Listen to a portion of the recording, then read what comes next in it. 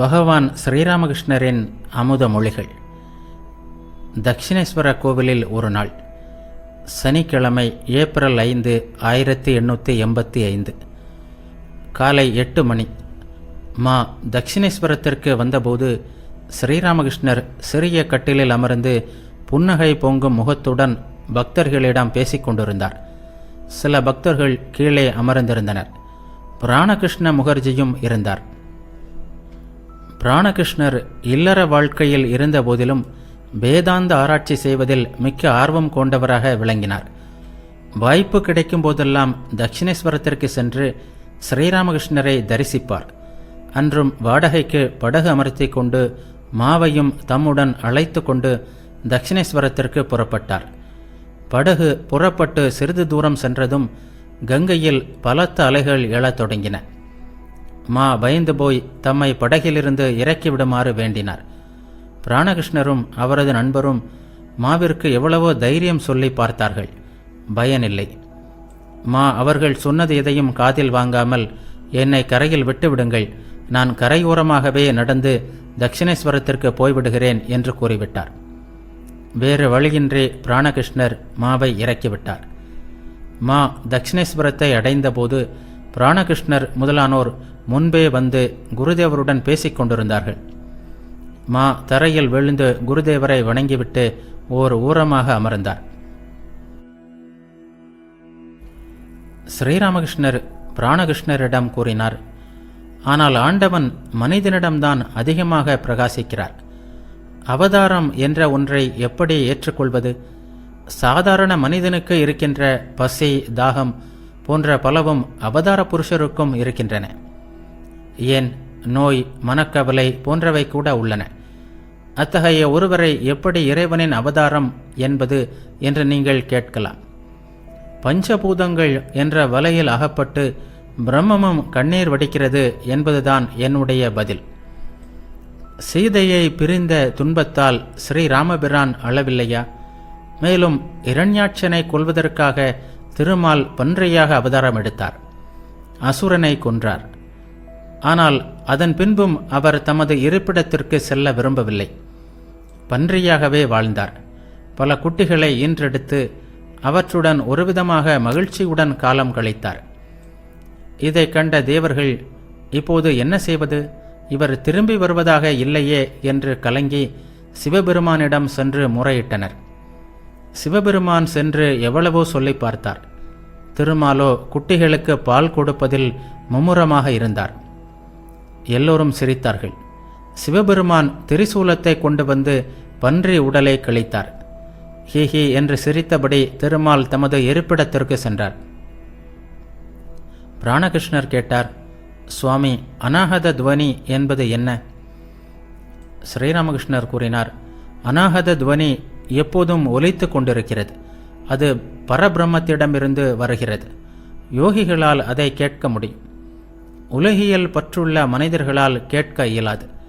அந்த துவனி ஒரு பக்கம் தன்னுடைய தொப்புளிலிருந்து எழுகிறது, இன்னொரு பக்கம் பார்க்கடலில் பள்ளி கொண்டிருக்கின்ற பரபிரம்மத்திடமிருந்து எழுகிறது என்பது யோகிக்கு தெரியும். பிராணகிருஷ்ணர் கேட்டார், சுவாமி, பரலோகம் எப்படி இருக்கும்? ஸ்ரீராமகிருஷ்ணர் கூறினார், கேசவரும் இதே கேள்வியை கேட்டார். மனிதன் அறியாமையில் இருக்கும் வரை, அதாவது இறையனுபூதி பெறுகின்ற வரை மீண்டும் மீண்டும் பிறக்கவே வேண்டும். ஆனால் ஞானம் பெற்றுவிட்டால் இந்த உலகத்திற்கு வர வேண்டாம். பூமிக்கோ வேறு எந்த உலகத்திற்கோ போக வேண்டாம். குயவன் பானைகளை வெயிலில் காய வைக்கிறான். அதில் சுட்ட பானைகளும் பச்சை பானைகளும் இருப்பதை கவனித்திருப்பீர்கள். ஆடு மாடுகள் அவற்றின் மீது நடக்க நேர்ந்தால் சில பானைகள் உடைந்து போகும். சுட்ட பானைகள் உடைந்தால் அவற்றை குயவன் எறிந்து விடுகிறான். அவற்றால் அவனுக்கு எந்த பயனும் இல்லை. ஆனால் உடைந்த பச்சை பானைகளை சேகரிக்கிறான். பிசைந்து உருட்டி சக்கரத்தில் வைத்து சுற்றி புதிய பானைகளை செய்கிறான். அதுபோல் இறைக்காட்சி பெறும் வரை குயவனின் கையில் அகப்பட வேண்டியதுதான். அதாவது இந்த உலகத்திற்கு மீண்டும் மீண்டும் வர வேண்டியதுதான். வேக வைத்த நெல்லை விதைப்பதால் என்ன பயன்? அது ஒருபோதும் முளைக்கப் போவதில்லை. அதுபோலவே ஒருவன் ஞானத்தீயில் வெந்து பக்குவமடைந்து விட்டால் அவனால் புதிய படைப்பு நடைபெறாது. அவன் முக்தனாகி விடுகிறான். புராணங்களின்படி பக்தன் வேறு, பகவான் வேறு. நான் வேறு, நீ வேறு. உடம்பு ஒரு பானை, அதில் மனம், புத்தி, அகங்காரமாகிய தண்ணீர் இருக்கிறது. பிரம்மமே சூரியன். அவர் அந்த தண்ணீரில் பிரதிபலிக்கிறார். அதனால்தான் பக்தன் பகவானின் உருவத்தை காண்கிறான். வேதாந்தத்தின்படி பிரம்மம் ஒன்றே உண்மை, மற்ற அனைத்தும் மாயை, கனவு போன்றது, இல்லாதது. நான் என்னும் கம்பு ஒன்று சச்சிதானந்த கடலின் நடுவில் விழுந்து கிடக்கிறது. மாவிடம் கூறினார், நீ இதை நன்றாக கேட்டுக்கொள். இந்த நான் என்ற கம்பை எடுத்துவிட்டால் ஒரே சச்சிதானந்த கடல் மட்டுமே உள்ளது. நான் என்னும் கம்பு இருக்கும் வரையில் இரண்டு இருப்பது போல் தோன்றுகிறது. இந்த பக்கம் தண்ணீரின் ஒரு பகுதி, அந்த பக்கம் தண்ணீரின் இன்னொரு பகுதி. பிரம்மஞானம் ஏற்பட்டால் ஒருவன் சமாதியில் நிலைக்கிறான். அப்போது இந்த நான் அழிந்து விடுகிறது. ஆனால் சங்கரர் உலகிற்கு போதிப்பதற்காக வித்தியை நானே வைத்திருந்தார். பிராணகிருஷ்ணரிடம் கூறினார், ஞானிக்கென்று அடையாளங்கள் உள்ளன. தான் ஞானி ஆகிவிட்டதாக சிலர் நினைக்கிறார்கள். ஞானியின் அடையாளம் என்ன? ஞானி யாருக்கும் தீமை செய்ய மாட்டான். ஒரு குழந்தையைப் போல் ஆகிவிடுகிறான். இரும்பு வாளை பரிசமணையால் தொட்டால் அது பொன் வாளாகி விடுகிறது. பொன்னால் வெட்ட முடியாது. அதுபோல் ஞானியிடமும் பார்ப்பதற்கு கோபம் இருப்பது போல், அகங்காரம் இருப்பது போல் தோன்றலாம். உண்மையில் அவனிடம் அவை எதுவும் இல்லை. தொலைவிலிருந்து பார்க்கும்போது எரிந்த கயிறு உண்மை கயிறு போலவே தோன்றும். ஆனால் அருகில் சென்று ஊதினால் எல்லாம் பறந்துவிடும். ஞானியிடமும் கோபத்தின் சாயலே உள்ளது, அகங்காரத்தின் சாயலே உள்ளது. உண்மையில் கோபமும் இல்லை, அகங்காரமும் இல்லை. குழந்தையிடம் பற்று இல்லை. அவன் விளையாட்டு வீடு கட்டுவான். யாராவது அந்த வீட்டை தொட்டால் போதும், அமளி துமளி செய்து அழத் தொடங்குவான். சிறிது நேரத்தில் அவனே அதை அழித்தும் விடுவான். இந்த நிமிடம் துணியின் மீது அவ்வளவு பற்று வைத்திருப்பான். அப்பா வாங்கி தந்தது, யாருக்கும் தரமாட்டேன் என்பான். மறு நிமிடம் ஒரு பொம்மையை கொடுத்தால் எல்லாம் மறந்து விடுகிறான். துணியை எறிந்துவிட்டு பொம்மையை வாங்கி கொண்டு போய்விடுகிறான். இவையெல்லாம் ஞானியின் அடையாளங்கள். அவனது வீட்டில் கட்டில், நாற்காலி, சித்திரங்கள், வண்டி, குதிரை என்ற போகப் பொருட்கள் ஏராளம் இருக்கலாம். ஆனாலும் அனைத்தையும் விட்டுவிட்டு காசிக்கு போய்விடுவான். வேதாந்த கொள்கையின்படி விழிப்பு நிலையும் உண்மையல்ல. ஒரு விறகு வெட்டி கனவு கண்டு கொண்டிருந்தான். அப்போது பார்த்து யாரோ ஒருவன் அவனை தட்டி எழுப்பினான். கனவு கலைந்தது. விழித்தெழுந்த விறகு வெட்டி கோபத்துடன், நீ ஏன் என் தூக்கத்தை கலைத்தாய்? கனவில் நான் ஒரு அரசனாக இருந்தேன். 7 பிள்ளைகளின் தந்தையும் ஆனேன். அவர்கள் அனைவருமே கல்வி, கேள்வி, வில்வித்தை என்று எல்லாவற்றிலும் சிறந்து விளங்கினார்கள். நான் சிம்மாசனத்தில் அமர்ந்து அரசாட்சி செய்து கொண்டிருந்தேன். அந்த மகிழ்ச்சியான வாழ்க்கையை கலைத்து விட்டாயே என்றான். அதற்கு அந்த மனிதன், அது ஒரு கனவு. அது கலைந்ததில் உனக்கு என்ன நஷ்டம் என்று கேட்டான். உடனே விறகு வெட்டி, போ முட்டாளே, உனக்கு புரியாது. நான் விறகு வெட்டியாக இருப்பது எந்த அளவுக்கு உண்மையோ, கனவில் ராஜாவாக இருந்ததும் அந்த அளவுக்கு உண்மைதான். விறகு வெட்டியாக இருப்பது உண்மை என்றால் கனவில் ராஜாவாக இருந்ததும் உண்மைதான் என்று பதில் கூறினான்.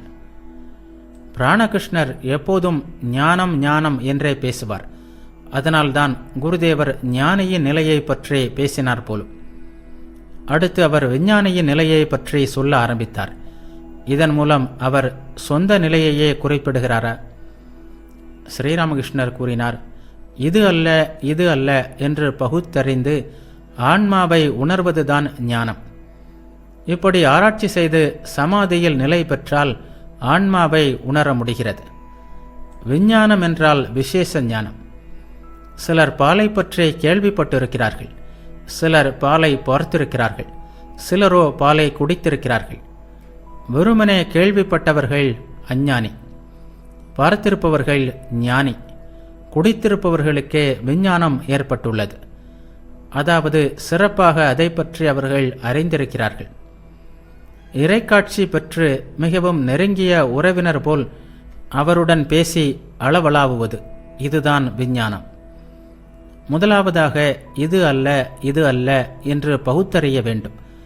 பிரம்மம் பஞ்சபூதங்கள் அல்ல, மனம், புத்தி, அகங்காரம் அல்ல. எல்லா தத்துவங்களையும் கடந்தது அது.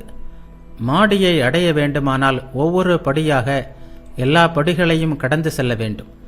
படிகள் ஒருபோதும் மாடியாகாது. ஆனால் மாடியை அடைந்த பிறகு செங்கல், சுண்ணாம்பு, காரை என்று எந்த பொருட்களால் மாடி கட்டப்பட்டுள்ளதோ அதே பொருட்களால் தான் படிகளும் கட்டப்பட்டிருப்பதை காண்கிறோம். எது பிரம்மமோ அதுவே உயிர்களாகவும் உலகமாகவும் 24 தத்துவங்களாகவும் ஆகியுள்ளது. ஆன்மா எதுவோ அதுவே பஞ்சபூதங்களாக ஆகியுள்ளது. ஆன்மாவிலிருந்துதான் வந்திருக்குமானால் மண் ஏன் இவ்வளவு கடினமாக இருக்கிறது? இறைவனின் சங்கல்பத்தால் எதுவும் நிகழ முடியும். இரத்தம், விந்து இவற்றிலிருந்து எலும்பும் மாமிசமும் உண்டாகவில்லையா? கடல் நுரை எவ்வளவு கடினமாக இருக்கிறது? விஞ்ஞான நிலையை அடைந்த பிறகு இல்லறத்தில் இருக்கலாம். இறைவனே உயிர்களாகவும் உலகமாகவும் ஆகியிருக்கிறார். அவர் இல்லற வாழ்விற்கு புறம்பானவர் அல்ல என்பது அப்போது நன்றாக விளங்கும். ஸ்ரீராமர் ஞானம் பெற்றதும் நான் இனி இல்லறத்தில் இருக்க மாட்டேன் என்று கூறினார். அவருக்கு விஷயத்தை புரிய வைப்பதற்காக தசரதர் வசிஷ்டரை அவரிடம் அனுப்பினார். வசிஷ்டர் ராமரிடம், ராமா, உலகம் இறைவனுக்கு புறம்பானது என்றால் அதை நீ துறக்கலாம் என்று கூறினார். ராமர் ஒன்றும் பேசாமல் இருந்தார். இறைவனை தவிர எதுவுமே இல்லை என்பது அவருக்கு நன்றாக தெரிந்திருந்தது. அதன் பிறகு உலக வாழ்க்கையை துறந்து செல்லும் எண்ணம் அவருக்கு வரவில்லை. பிராணகிருஷ்ணரிடம் கூறினார், விஷயம் இதுதான். தெய்வீக கண் வேண்டும். மனம் தூய்மையாகும்போது அந்த கண் உண்டாகிறது. குமாரி பூஜையையே எடுத்துக்கொள்வோம். சாதாரண பெண்தான், ஆனாலும் நான் அவளை சாட்சாத் அம்பிகையாகத்தான் தெளிவாக கண்டேன். ஒரு பக்கம் மனைவி, மறுபக்கம் மகன். ஒருவன் இருவரையும் நேசிக்கிறான், ஆனால் வெவ்வேறு விதங்களில். எனவே எல்லாம் மனத்தை பொறுத்துதான் என்றாகிறது. தூய மனத்தில் ஒரு புதிய பாவனை உண்டாகிறது. அத்தகைய மனம் பெற்றால் உலகிலேயே பகவானை தரிசிக்கலாம். ஆனால் அதற்கு சாதனை அவசியம். ஆம், சாதனை வேண்டும். ஆணுக்கு பெண்ணிடம் எளிதாக பற்று உண்டாகிறது என்பதை அறிந்து கொள்ள வேண்டும்.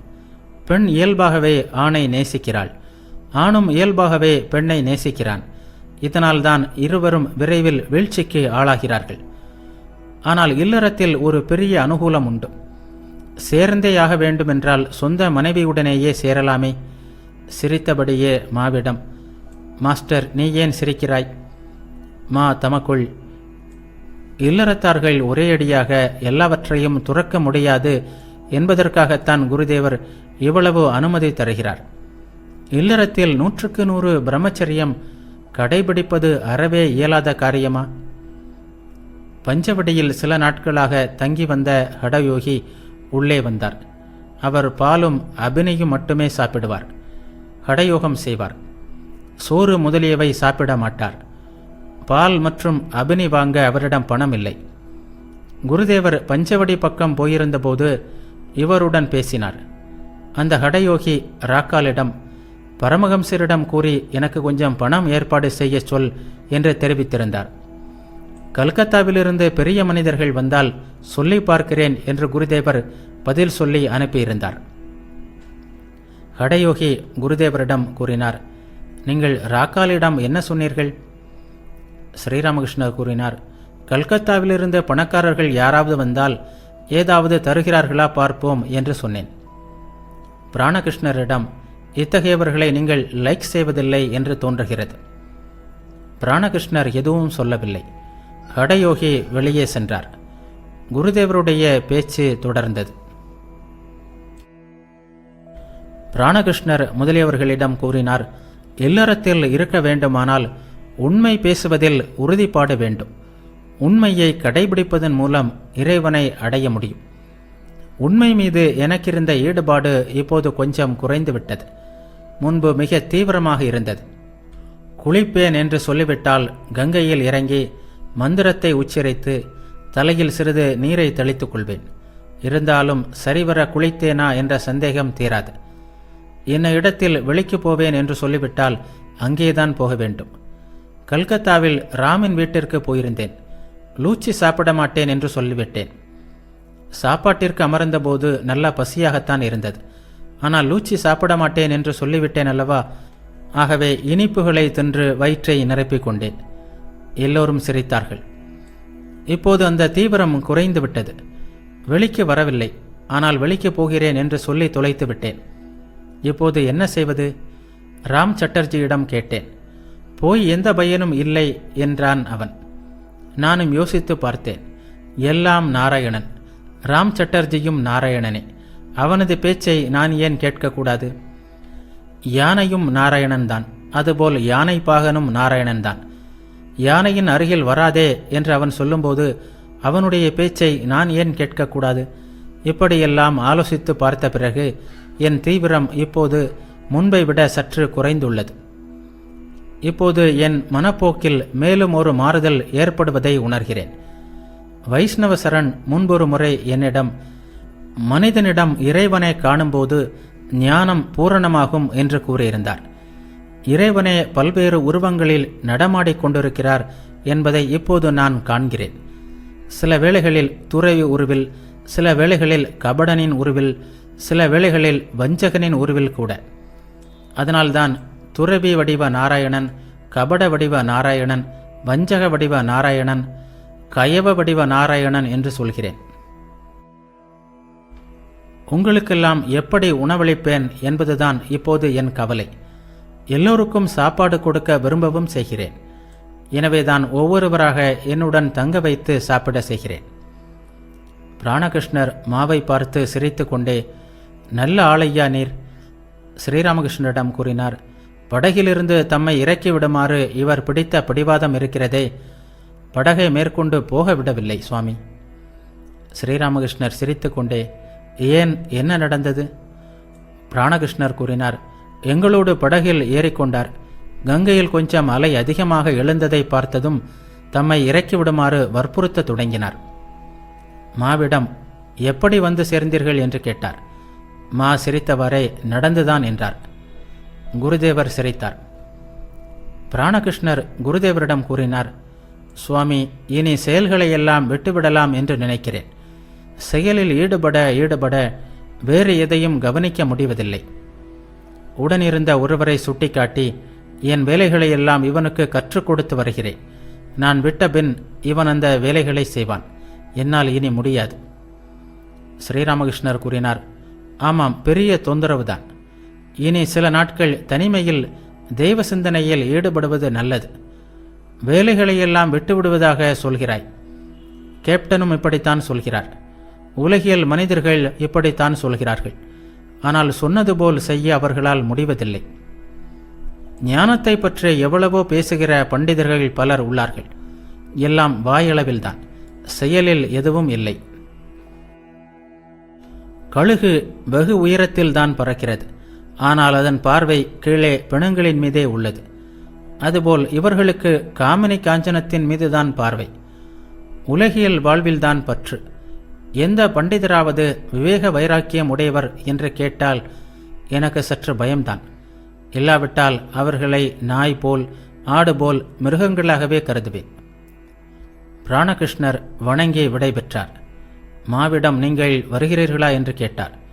மா, இல்லை, நீங்கள் போய் வாருங்கள் என்று கூறினார். பிராணகிருஷ்ணர் பெரிதாக சிரித்துவிட்டு, இனிமேல் நீங்களாவது எங்களுடன் படகில் வருவதாவது என்றார். எல்லோரும் சிரித்தார்கள்.